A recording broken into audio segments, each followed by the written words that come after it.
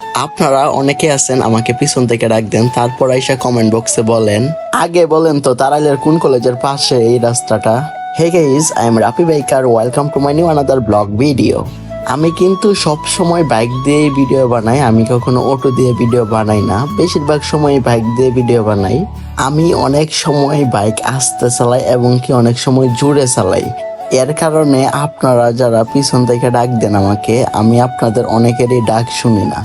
আপনারা অনেকেই পরে আইসা কমেন্ট বক্সে বলেন, রাফি ভাই আপনাকে ডাকছিলাম আপনি শুনেন না, এবং বক্সে বলেন, ভাই আপনারা ডাক দিছিলাম আপনি দাঁড়াইলেন না। ভাই আমি মূলত ভাই আপনাদের সবার ডাক শুনি না, কারণ বাইক চালাই অনেক সময় জুড়ে চালাই। যারা বাইক চালায় তারা বলতে পারবে, যখন বাইক চালানো শুরু করে দেয় একটা ছেলে, তখন তার মাথার মধ্যে শুধু প্যারা ওঠে যে সে কেমনে বাইক জুড়ে চালাবে। আমরা হয়েছি চ্যাংরা মানুষ ভাই, বাইক হাতে পড়লেই মন চাই যত জোরে পারি তত জোরে চালাইতে। তবু আমি চেষ্টা করি আস্তে আস্তে বাইক চালানোর জন্য।